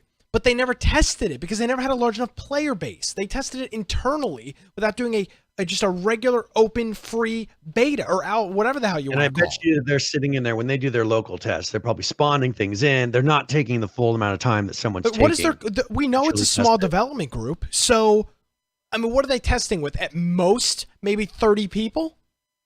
At most. With friends of friends playing. 30 people. It just doesn't make any sense. If they simply would have waited 2 weeks and done a free beta test over Christmas, they would have been fine. I think a lot of these issues, like the vitamin deficiency thing, where Jay Delory is saying a lot of people just kill themselves to avoid the vitamin thing. Exactly. That's not a mechanic I enjoy. It's easier to die and pick the stuff up off your body than to worry about what you're eating. I mean, that's not a useful mechanic. That's not a useful mechanic at all. So, I mean, all they had to do was do a test with this, and I think issues like this would have been sorted out. They didn't. They rushed to get it to market, which again is fine. It doesn't bother me. But this is why you have 30% positive reviews on Steam, because you rushed to market with not tested mechanics. No. Well, in this, I mean, like one thing that they're changing in this, they're making it so the ships cost a lot less. I mean, they didn't bother to see what is it? Are people putting in? How about we the put in a ton of hours. How about the fact that you couldn't get past? Ships. How about the fact that you couldn't get past level 8 in any of the starter regions? Yeah. Do we think that was a hindrance on? Was that a hindrance on our play style, Brian? That none of us could make a damn ship to get off the freaking island? Oh yeah. Well, you and Green Man were the. It was the lawless zone. You couldn't even do it. So we left the Freeport, went to another zone, and then we couldn't even get a ship big enough to get off of that. Because 2 people, you and Green Man, were the only 2 that had the proper skills to do that. And that was the case for what, 2 or 3 days? Do a damn beta test. At level 8. Do a freaking beta test on your game. Do a free weekend. Do a free 2 days. And all this shit would have been figured out. Easily. Yep. Not a problem. They waited, and now they're going to have to deal with the outcome of it. I'm sorry, you were saying about ships. So what ships the cost of ships has been adjusted, and in some cases it's going to cost about half of what they cost now. I mean, that's nice.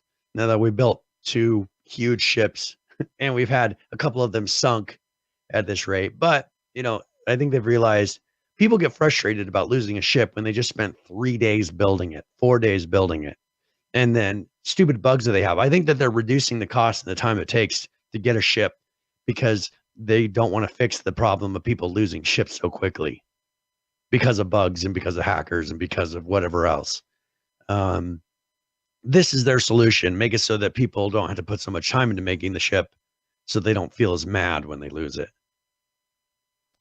Yeah, I think I don't know. It's silly. And now you can buy sloops with at the free ports you can. with money. Yeah, you can buy that, and now also you can't set your home region can no longer be a lawless zone with this new patch. It has got to be a free port. So they've changed that as well with this 10.0 patch. So they're making changes. I just think we've talked about this a million times. I'll say it till I'm blue in the face. First impressions are so important. They matter so much. And this game, according to SteamDB, and again, take SteamDB for what it's worth with its estimated numbers and whatnot. They estimate based on their Steam Spy or whatever that this game has got somewhere between 500,000 and 1 million owners. Yeah. So it's got plenty. There are a lot of copies out in the wild. Let's throw it in the middle. 750,000 copies out in the wild.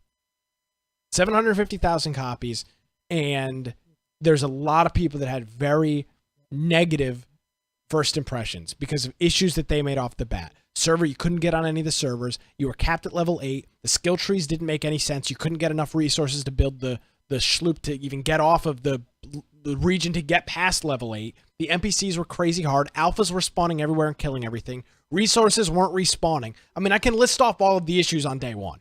There's a plethora of them. Plethora of issues on day one.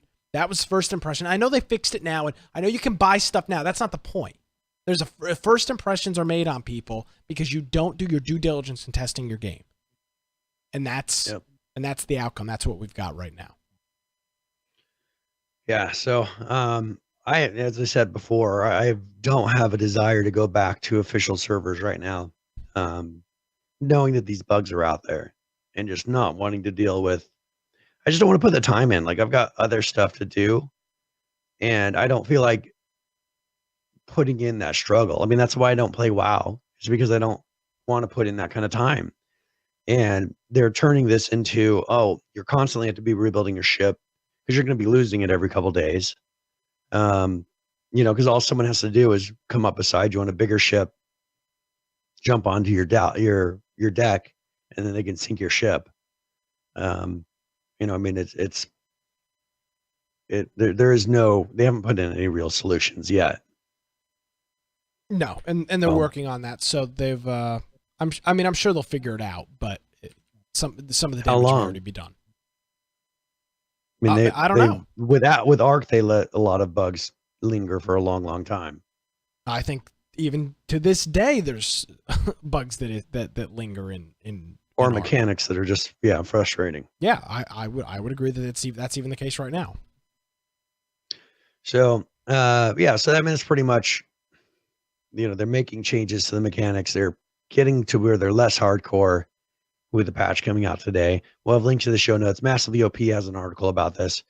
If you want to check it out, kind of talking about some of the changes that they're doing with this patch. But if you want to go there, we'll have a link in our show notes with all the patch notes as well, which should be coming out this evening. We'll see how much of this actually makes it into the patch itself. PH says that it sounds like they needed a tutorial for this game or some type of wiki like Arc. I think that probably would have been helpful. They had plenty of time after they delayed the game for 52 hours or something like that. I mean, they should probably would have helped to tell people how to play the game before they locked in their level 8 skill tree and were SOL. Totally SOL because once you'd unlocked certain things, you couldn't build any further. Even in the lawless, now outside of the free ports, the levels were locked at 8 at the beginning of the game. Yeah. So I mean, they made just stupid mistakes off the bat, and it's going to come back and bite them in the ass, as it should, because they were stupid mistakes. I mean, it's not like this is not like the first time anybody's made a video game. I mean, this is the Arc development team. I mean, they've been through this. They've seen hundreds of other games strive and or fail. And the fact that they made these same repetitive mistakes that everybody else makes is just dumbfounding to me. So, All right, well, we're about an hour in. Do we have anything to give away here, Brian? Yes, actually. So let's go ahead and do this. So exclamation point giveaway in chat, and this will be a 60-point raffle. And I'm going to be giving away a copy of, let's see, a Cook, Serve, Delicious 2. Oh, Very good game. And I think it's worth about $13 right now. And so if you want to get it, this is one of those strategy simulation games. You go through and you cook different things. I play most of these on console because my wife likes to play these 2 players. And so I have game. Nick, you actually recommended another one that's kind of a similar game to me. oh, what, And we Overcooked? played Overcooked. Yeah, Yeah, we Overcooked's played awesome. both of those.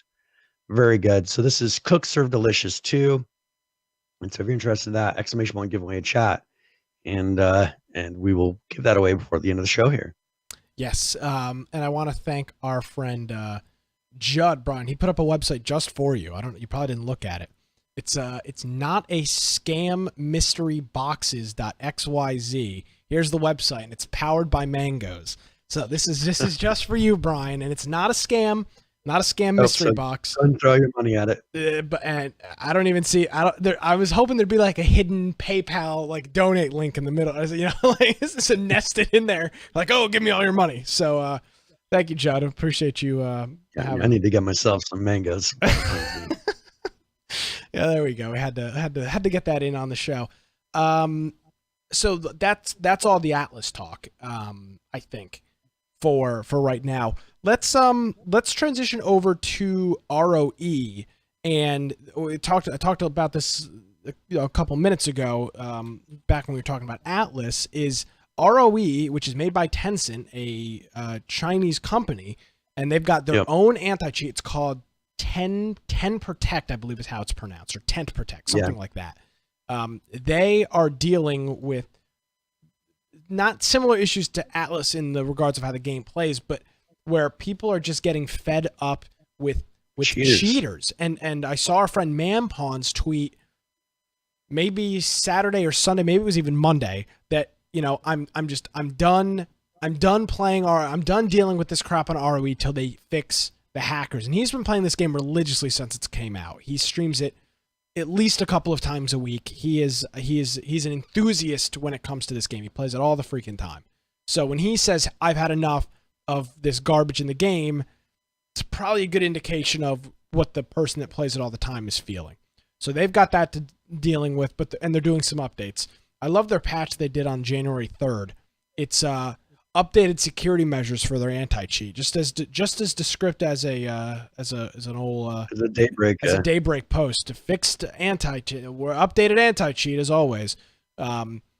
And now after it's for some reason the hackers have been like turned up to 10 over the past couple weeks, because now they put a post on January 5th, and it was called Guidelines and Punishments on Malicious Behaviors in ROE. Talked about fair and a healthy gaming environment. Talked about all the things that are bannable. Teaming in solo modes and using third-party cheats, macros, all that other stuff. And going through how if you do this, your account will be banned if you do any of these things. I don't know why they had to, lay this stuff out, but they have got a serious cheating issue. And Judd is saying that 10 Protect is bypassed by suspending the process for it and renaming some of the DLLs. That would be awful if that's how easy it is to get past that. So with that last post on guidelines being said, they are doing their last, this is a patch they did on the 6th, and they introduced a beta client in which they're trying to optimize gaming experience. They provide an executable called ROE Beta Client, which includes a higher and more stable frame rate per second with some PC specs, and a slightly reduced issue of object flickering and distance, which is something that a lot of games deal with. So they've got their beta version of that out. And then their patch that was out today, it's January 9th in, I don't know where they're located, where their headquarters are. Over in Asia. Over in Asia. So it was January 9th over there, January 8th over here. And this is their season 2 adventure season 2 launch date announcement, which is their season 2. It will start and it opens up on January 9th, Pacific Standard Time. So it'll be 3 o'clock Eastern, midnight Pacific tonight if you're watching the show live, and it runs until January 15th, Pacific Standard Time.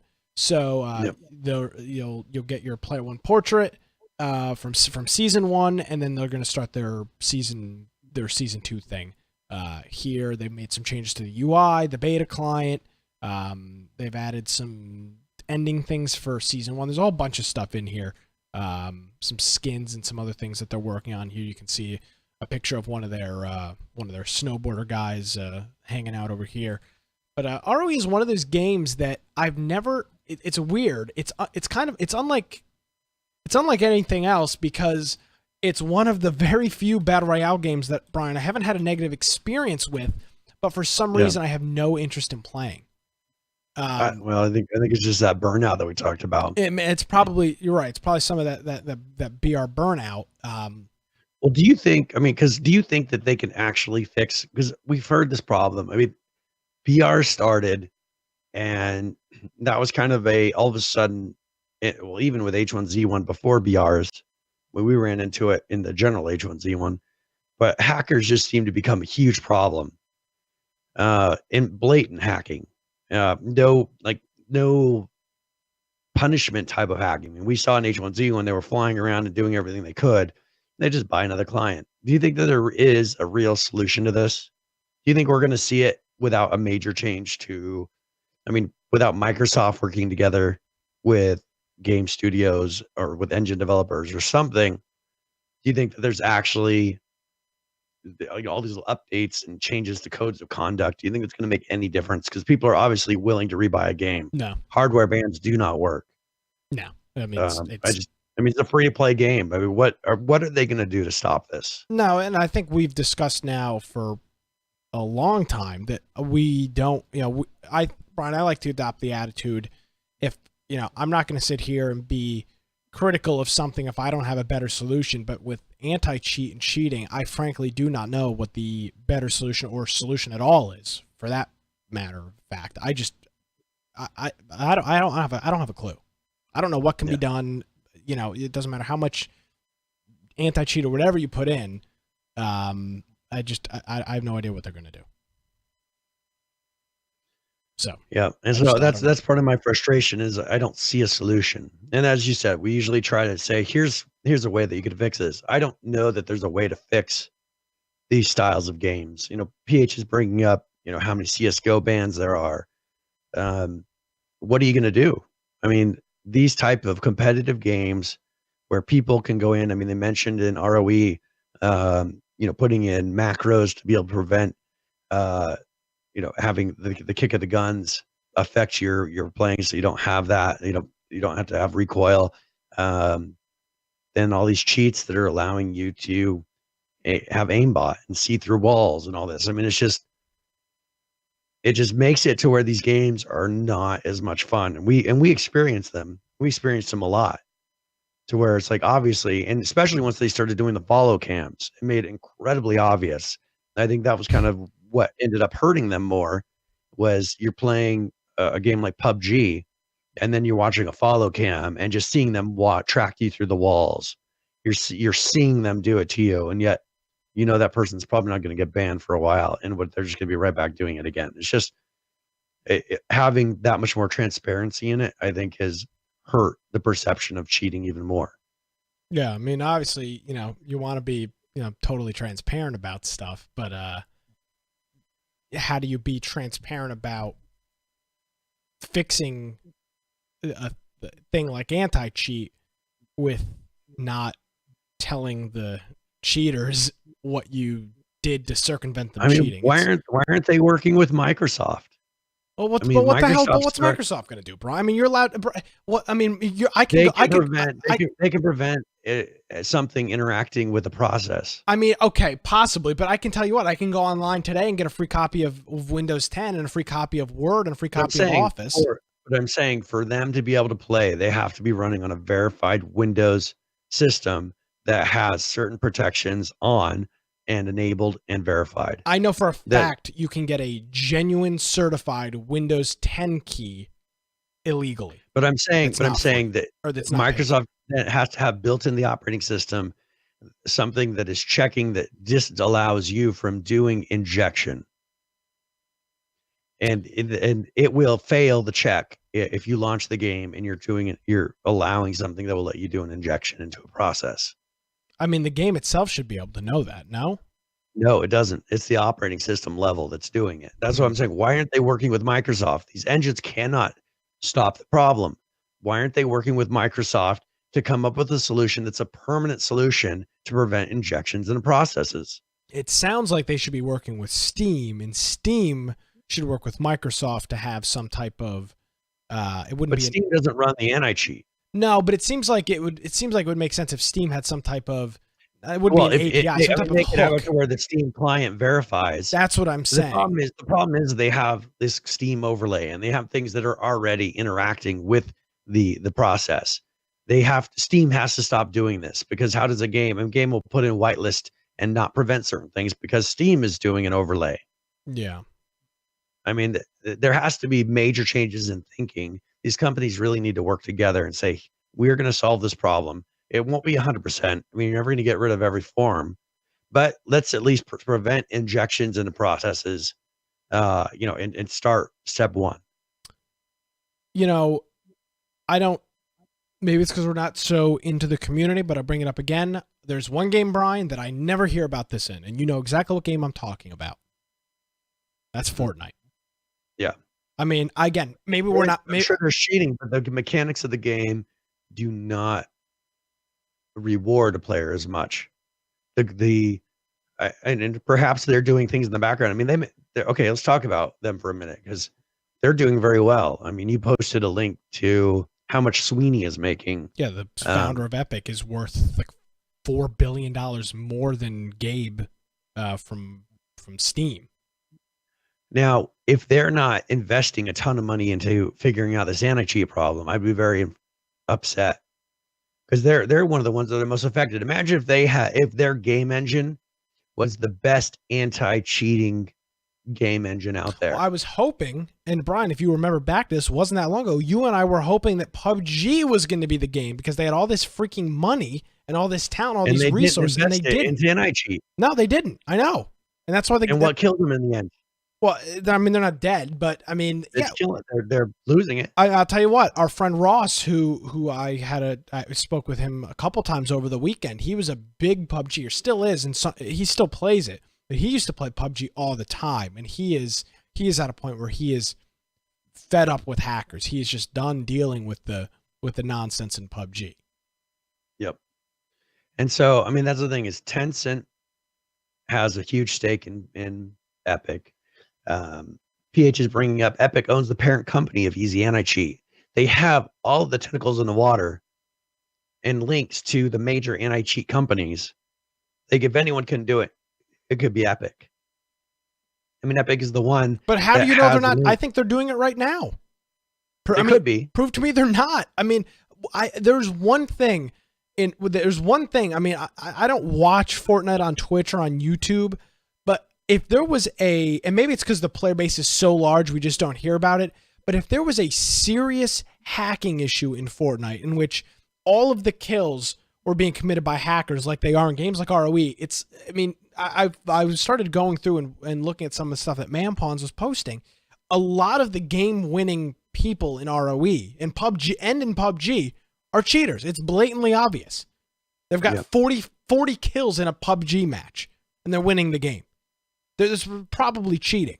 Maybe it's because there's just too many people that play Fortnite, but I just don't hear about it. I have never seen, we've got to stop this purge of cheaters in Fortnite. I don't know why. Well, maybe it's because the people don't want to cheat. Hackers in Fortnite? Do you ever see videos of people speed hacking in Fortnite? No, but I mean, I've never looked for it. I'm sure if you look it up on YouTube, there's plenty of videos of it. But it's never surfacing like all these. I don't know games. But here's what I think might be happening on a more technical side. I think that one thing that the tools are all there in the engine. The problem is you get companies that get lazy. I mean, first of all, we talked about Atlas. They didn't even bother to turn on their anti-cheat. because they want more players. They want more performance. Same thing with PUBG. They wanted more players. They wanted to have 100 players, and they started tuning things back. They did the exact same thing in H1Z1. They started not doing checks. I don't know how many times I've said server side checks on this podcast. I have said it so many times. And I think the difference is Epic has gone through and tuned their game to have such good performance that they don't have to turn things on to have it run right, or they don't have to turn things off. They have everything being server side checked. I mean, because you know what, for you to go faster than you're supposed to, you know what has to happen? The server has to be ignoring the fact that you're doing it. Because if things are probably turned on in Unreal Engine and you're speed hacking, the thing will say, you know what, you're going faster than you're supposed to, and the server will rubber band you back instantly. It'll keep throwing you back to the place where you're supposed to be. If they're doing server-side checks to say, where can this person be? If they're running from here to here, where can they be in 1 second? Oh, they're not supposed to be 20 times farther than they are? Okay, then we're going to put them back to where they're supposed to be. That's how it should be happening. And I think that that's what they do. I think that they've actually made the game in the proper way. And so the game is actually not allowing you to do all these things. The reason that PUBG allows you to do all these things is because they don't check for it because they want their server to run faster. Epic obviously doesn't have that problem, and they made it correct the first time. And so I think a lot of the problems that we run into could be prevented if they turn on server-side checks. Now, that doesn't solve everything. There's still aim bots where, you'd have to allow the server to do randomness on your aim and things like that. That'd be difficult, right? But with where you're moving and how you're moving, relevance is an excellent way to prevent having people see through walls and using using wall hacks and things like that. Because if you're not even sending the information to the client that the person is there, a wall hack doesn't matter. But you know what? That requires more checking with the server of where you're at and relevancy and all that. I think Epic, the reason that we don't see it so much is because they're actually taking advantage of all the tools in the engine and designing things to where they're saying, all right, here's how many players we can handle with everything on. And they run it that way. Where we've seen all these companies start turning things off because, some change made it to where we can't handle, we're starting to get lag. All right, let's cut back checks. Let's make them less often. I think that's what it is. That probably is the case. All right, so that's ROE, that's Fortnite. There's 2 Rust videos that we can get into. Okay, so yeah, I really want to show you this because this is something. Yes. Remember, I brought this up when they first started talking about electricity, and remember they did that update where they started showing off a little bit of the electricity in in Rust. So go and play the first one because I said I wonder how long until they do ... and I referenced some things in Minecraft that I had seen. So here I want to show you. Here's an example of what they're doing with the new electrical system. There is a game so old that it virtually predates human civilization itself. Evidence of it has been found scrawled on cave walls next to pictures of the Rolling Stones, and it's all just really, really old. Now you can play it in Rust. I am, of course, talking about Pong. Oh, you've never had it so good. You've never had it so good, have you? This is, after all, what you bought Rust for. And it didn't take long, did it, after the electricity update was inserted into Rust's back end at the beginning of December. So I think it was 2 weeks ago, or maybe 3. I don't even know what day it is at the moment. But there was a chap on Reddit by the name of Tommy Sepper who said that he'd recreated Pong using the electricity system in Rust. So I got in touch with him, and he said to me, oh no, the server that I made it on has wiped and it's all gone. But don't worry, he said, I'll make it all again. And so he did. And then I tried to play it on his server, but because he lives in Argentina and the string between the 2 cups that connect the internet of both of our countries wasn't tight enough, it was lagging harder than Atlas on launch day. So the long and short of it was that he just gave me the server files so I could run it on my PC here, and well, look, there he is. In body, but not in spirit. Sorry, boy, you're on the button. Huh.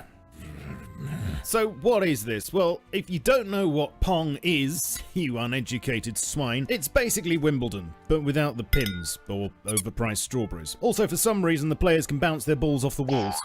Actually, that does sound a lot like Wimbledon. And as I say, it's really old. It was made by Atari in 1972, which makes it even older than Minecraft. Okay, so before I go any further, Tommy Sepper says that to make it run fast enough, I've got to change a couple of convars on the server. I've got to change IO entity frame budget ms to 5 and IO entity response time to 0.003.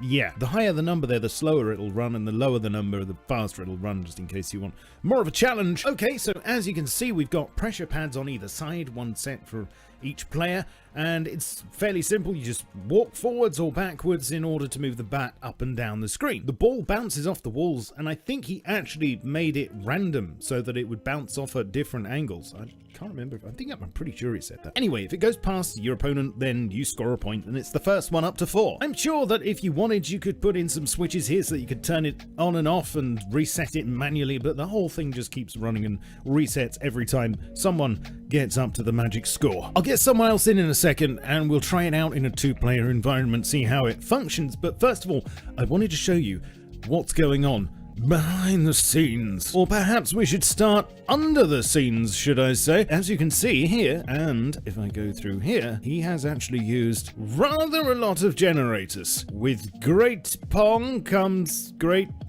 power requirements. And of course, the bit that makes it all go, the circuitry behind the screen. Yeah, okay. Yes. Yes, I can see exactly what he's done here. Actually, no, I can't. This is probably not the sort of thing that you'll want to be putting into your base on the first day. Maybe towards the end of a wipe as a distraction for raiders, which could help. This is obviously the control for the pixels on the other side of the screen. Maybe if we ask Tom nicely, he'll make us a diagram or something, and you can build this yourself. Okay, so Mrs. Shadowfranks is gonna... Delicious! Okay, let me turn it to night then, and you should see it a bit better. I need some Pims right now. Oh, Got a real fancy for some Pims. Pims o'clock. It's Pims o'clock. So as you can see, it's not an exact scale replica of the original Pong. The screen is a lot smaller, but it's a proof of concept, and I guess if you wanted, you could scale things up, then your Pong could be as large as you want it to be. So that's about it, really. I mean, I just wanted to make this video to show you what people have been up to with this new system. And as you probably know, I'm a big fan of games within games, so it's been good to see. But what do you think? Please leave me your comments down below. I do have to say big thank you to Tommy Sepper, of course, and his friend Stack, who also was involved in its creation. Vigorously rub the like and subscribe buttons on your way out, and come and join me on Twitch, Twitter, Facebook, Discord, and my Steam group as well.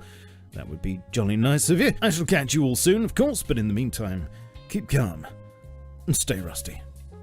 Cheerio! Wow, that was impressive. Yeah. I mean, I've seen some good redstone stuff in Minecraft. I mean, that looked like one of those live leak videos where you see like in some of these countries when they show the streets and all the power lines are just like yeah, in India. on top of, yeah, somewhere in India. Exactly. That was impressive. So, and really, I mean, if you wanted to try to do something like this, in those early games, I don't know how long until we'll see maybe Tetris. That is a much more advanced. Yeah, it's a little more complicated. But what they're doing is pretty much taking the very basic chips. I mean, I saw somebody recreate one of the original processors in Minecraft. Yeah, because all they're doing is they're pretty much on-off switches, right? These processors are a bunch of on-off switches. And so they're able to look at the diagram of how those work, recreate them in this. I mean, that's pretty much what he did. Is here's the logic for Pong. He recreated it. That's why you saw so many wires going back and forth. And there you go. Now he made that. So it'll be interesting to see what else. I wish more games. Minecraft has done it. Here they've done it. I would be really happy to see some other games, maybe that have a little bit better performance than Rust, to go in and create this kind of logic, because people love to make those sort of things. If you just give them the tools to do it. And I said at the time, I said, I hope somebody goes in and makes kind of like that processor, because they can make the processor and then they can have it do calculations like a little calculator, from those things. So it's kind of cool that they did that. Hopefully people continue doing it, because that's pretty much a computer from 1960s, 70s, type of processor they've made. It's pretty cool. So pretty good. Yeah. And it's a nice challenge for people. Gives you something other than just trolling people with a bow. And I want to thank our friend Shadowfrax for that video. He makes a whole bunch of Rust content. We try to show those videos every week. Actually, if you want, the other one's only like 2 minutes. Yeah, you want to show that one? Shorter week. Mm-hmm. Yeah, you can go show that one. This is just some of the updates they've done this past week. All right, here we go. Greetings, survivors and friends. I suppose you'd like an update, wouldn't you? Oh, go on then. Well, you see, even though the first page of a new year's only just been thumbed open, and even though the team at Facepunch spent most of the last 2 weeks eating, drinking, and trying not to think about how wonderful Rust is to work on, I have actually managed to scrape enough news off of the outside of the barrel to spoon into a small yogurt pot for you. First of all, even though there weren't really any what you would call major changes this time round, it was still a forced wipe. The seasonal content's now melted away, of course, and as I reported last month, there's been a fix for greedy tool cupboards gobbling up more resources than they should have been. This was especially noticeable when it came to High-Qual, naturally, and you can read the full, thrilling explanation on this month's blog. There was also a fix for a rather cool glitch that meant you could use a snow machine to completely block some cave entrances.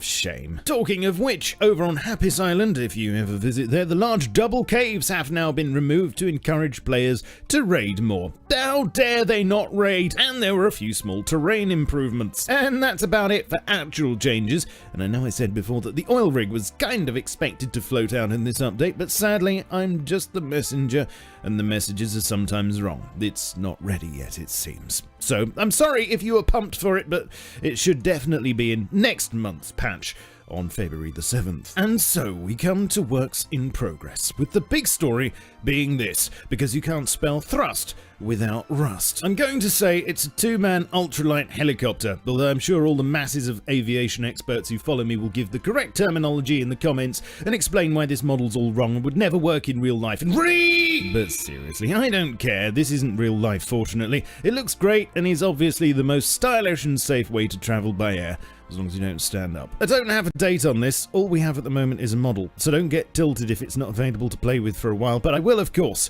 keep you posted. Meanwhile, also on ArtStation, something else popped up which I didn't expect, this rework of an old asset, the camera, which has been a bit obscura for a long old time. Perhaps it'll become more useful for something at some point. Who knows? Would be nice if we could snap our friends and hang them on the wall, but that's just a thought. There was a commit about Wolf AI recently, and although it's too early to say what upgrades there'll be to the furry half-wits, I might have more on that in the next couple of weeks. Okay, that's about it. If I say any more, I'll just be making stuff up. So consider yourself up to date, and please spank all the relevant buttons and bells on your way out if you'd be so kind. Come and join me in as many other places as you can, such as Twitch, Twitter, Facebook, Discord, and my Steam group, and I shall catch you all soon. But in the meantime, keep calm and stay rusty. Cheerio. All right, there's another Shadowfrax video. As that game as well has kind of taken a little bit of a hiatus as they get ready for the next as they come back from the holiday and get ready for the new year. Yep. Actually, and I don't know if there's one more. So Hurtworld, we've talked about for a while. And I kind of stopped talking about some of their updates because the updates I was seeing never, like they were just talking about things they were going to do, and they weren't actually updates to the game itself. I was like, that's weird. Well, they just announced they're releasing version 2 here in this coming week.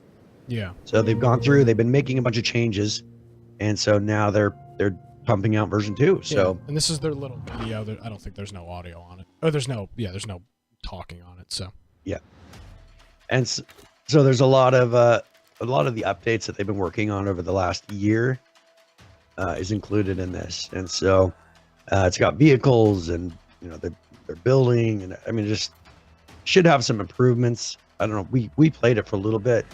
I'd be interested to see what kind of a player base they have now. But this has been consistently being worked on. Well, maybe it's worth playing now. They're really trying to get the rating elements. They're kind of trying to. It seems like they're really trying to make a version of Rust in a way. If you look at the way they're doing the rating and everything. Yeah. Maybe a little less hardcore version of Rust. Yep. Which I'd be down for. And so, it'll be interesting to see if now that they're kind of doing a relaunch, if that brings back the player base for it. Yeah. Because I know they've been working hard on it for quite a while. Yes, sir. So, all right. And I think that's it for actually, Zira. What about Remnants? They put out I don't know if you want to get that last. Okay, yeah, that's fine. So I was just going to mention Zira. They came out with an update, pretty short. So they removed the Christmas event that they did have going. He worked on inventory, some stuff with the map, made some adjustments to the weapons as far as damage amounts, and then adjusted some of the things that drop in the supply drops. So that was his 0.22 update that he did here. I think it was this past Friday. Yeah. So now you had posted about a game. Yes, I've been tracking this game for a while. Yes. And they will be going to a Kickstarter here soon. Yeah, it's called Remnants. We talked about it. God, I wish Discord would tell me when I joined a server, because I joined their server right when I heard about it. I feel like I was tipped off by, there's a subreddit that has, I think it's Survival Gaming.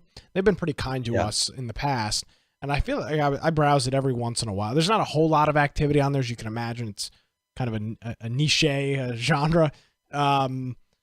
But I saw this game. It was called Remnants, and the guy was just posting like, hey, I'm building this game, and he was posting pictures in Discord and whatnot. And now they've got their, what is this called? This is their introduction trailer. Is there... Yeah, introducing the island pre-alpha. Is there talking on it? I don't remember. I'm not sure. So let's... No, I think it's just music. Okay, so let's just talk. So let's talk over this quick. We got like less than 10 minutes here before I got to run. Yep. So this is the trailer for the game Remnants. It's it's another open world survival game based on a mod. It looks. It's not very unique in its look. I'll give it that. It's got a pretty atmosphere. It reminds me a lot of The Forest based on its look. It's the detail of the foliage specifically. The Forest is a game that's done that, I think, very well. And it's an open world survival game. It's a chemical attack, I think, is what it is, because I know that there's radiation and all that stuff in there. As you're seeing in the video here, regular resource mining, rocks, trees, and the whole bit. And they're going to Kickstarter, which is something that we talked about the past couple of weeks. Is where we have seen a drop from Kickstarter. I mean, this game is just, it's got PvP, dynamic weather, crafting, base building, vehicles. It's gonna have an electrical system. It's got all the checks from one of these games. And it's really how they implement it, and plus how do people take it, because part of the problem is a game can be great, but that public perception. I mean, look at Scum, a great game. I mean, you can't say that it's not very well made, but for some reason people just aren't taking to it. What they have going for them is it's based on a mod. If it has a fan base, people enjoyed the mod. Obviously there was something about it they liked. I think that usually we found that games that came from mods have some of the best chance, because it has a proven mechanic. Whatever it is, whatever is about that game that people enjoyed in the mod form, people come back for. So we'll have to see if that carries over to this. Yeah, and I've chatted with God, I don't remember what one of the developers' names over there. I chatted with him ages ago, and I don't remember what our conversation was, but it seems like it's a pretty solid concept. It's not super unique in what it is. I mean, just by looking at this trailer and by looking at their Steam description page, it's just kind of, it's another game in the mix. But again, we're still looking for this game. It's got almost all the same mechanics as Miscreated. It's got a very similar mechanics to some mechanics to the original H1Z1. to Scum to Rust to Art. I mean, it's got a lot of these just kind of mechanics, and we're just waiting for somebody to come by and do it right, do it right, and do it in a reliable way. So that's Remnants. It'll be interesting to see what their goal is on Kickstarter. Are they going to go a little crazy and maybe not hit their goal? Are they going to go under? And I don't think you can go crazy anymore. I don't think that's so the either. problem. I think you have to put something ultra realistic. Of course, I mean it's a gamble. It is absolutely a gamble. They've been working on it a while. So I've been in their Discord at least a year and a half. I mean, because if they've been working on it a while, I think that this is a type of a group that if Kickstarter doesn't work, they'll try another route. I mean, the same thing with Zera. Kickstarter didn't work for him, so he's trying different things. These guys may be maybe because they're so dead set on it, like here's what we were going to do. They may find that it doesn't work. I think if it doesn't work, they'll move on to something else. I mean, they'll move on to funding it a different way. Yeah. Which I think this will be a perfect example for us to watch and see if my guess is true. Like, do they barely make funding? Do they go for a really low goal and make funding? Like, how are they going to handle this? And is Kickstarter really relevant anymore? Yeah, I'm looking forward to it. I'm looking forward to it. All right, let's real quick do current players. We're super strapped for time here. I've got a work engagement I got to deal with here in a minute. But current players, these are the games that here are some games that we talk about, and well, who's currently playing them. All right, let's look at H1Z1. This will be the King of the Kill variant. 938 people currently playing the 24-hour peak, 2006, and the 70 peak, 2,621. Moving on over to Ark. This is Ark Survival Evolved. Currently playing 29,924. The 24-hour peak, 43,396, with a 70 peak of 58,674. Moving on over to PUBG. 28,000 people currently playing, 28,834 rather currently playing. The 24-hour peak is 972,455. And the 7-day peak, over 1 million again. It's been a while since it's been there. 1,091,897. And finally, Atlas. Currently playing 28,812. The 24-hour peak, 37,654. With a 7-day peak of 55,341. And I will remind you, looking at these numbers side by side, I don't have a good side-by-side way to show you the numbers back to back, but Ark has currently got more current players, the better 24-hour peak, and a better 70 peak than Atlas, a game that has been out 3 weeks, 4 weeks, something like that. So Ark has already got. I mean, it's 1 week. It's it doesn't mean it's forever. But in this 1 week sample, it's got to beat all three of the categories that we check for players. So just keep in mind that as we continue to talk about the game. Yep. So we'll have to see what happens. It'll be interesting over the next 3 months. Absolutely. How those player numbers, what they go down to. Because, I mean, it's not like they're going to go up. No, I mean, probably unless not something crazy happens. Yeah. All right. So let's go to tip of the week, where either I'll give a general gaming tip or one about a specific game. Since most people this past week have been playing Atlas, we'll talk about that. So this is tip of the week.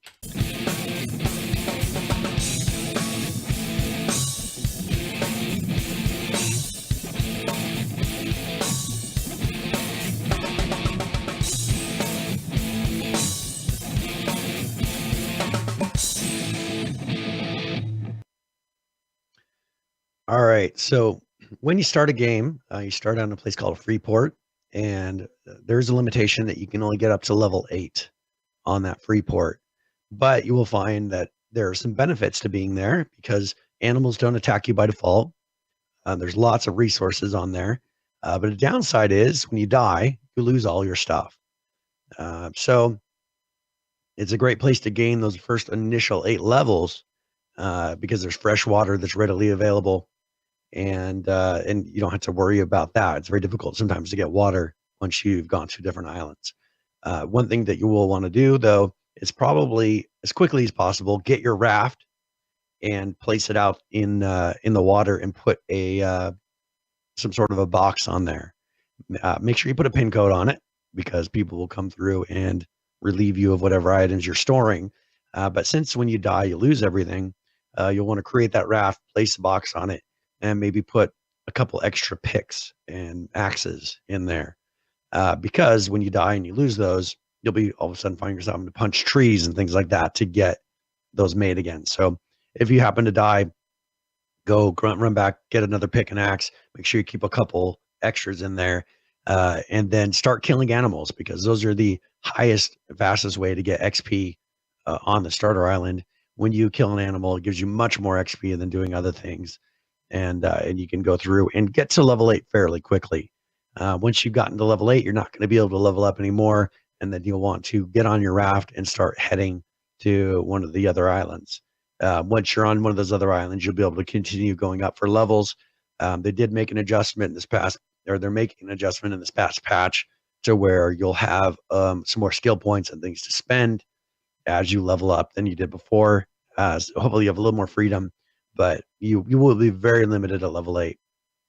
So make sure you go through and once you get to level 8, then move on. But that is a good place to start and kind of build up as many resources as you can initially. So that's it. That's tip of the week. I was waiting. There was a pause there. I was like, what's going on here? That's tip of the week. All righty. Thank you very much, Brian. We appreciate that. Who's our raffle winner here? All right. Here. So let's go ahead and close this and we will draw 1-6. So congratulations, 1-6. Yes. Congratulations. You have won. I will send you a message here on Twitch and it'll have your key in there. So congratulations. Yes, congratulations, and thank you for joining us live this evening. All right, Friday night we're playing Fortnite. Oh, I know, real scary. Yeah, God forbid. You can join us 8 o'clock Eastern in our Discord. All the links, all that stuff on our website. It's infectionpodcast.com. Brian, I know your voice is still not the greatest, but thank you for joining us this week and being part of the program. Appreciate it. We made it through, so yes, sir. That's good. Survived. So if you want to find me, you can go catch sorry. at Voice Computer on Twitter.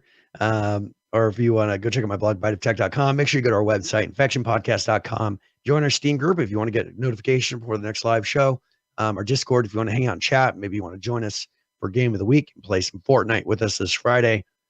Join our Discord server. Or if you want to submit news, if you want to give ideas for different news topics, we have a news channel in there that we look through every week, but want to make in the show notes, and it's a great place to hang out and just talk. So, and I know there's people out there that because every once in a while we get people say, "Hey, I've been listening for a long time, and I'm finally coming in," So we encourage you to do that. Yes, absolutely. Join us in there, and yeah, we have a good time. Good stuff going on in our Discord. All right, Brian, thank you very much, and we'll see you Friday night for Fortnite, and then we'll see you next Tuesday at 7. Very good. I'll see you then. Alrighty, folks. You can follow me on Twitter if you want to check out my antics at Nicholas M. Craig. Of course, as always, our website is infectionpodcast.com. That's going to do it for another episode of Infection. Thanks so much for joining us, everybody. Have a great week. We'll see you next time.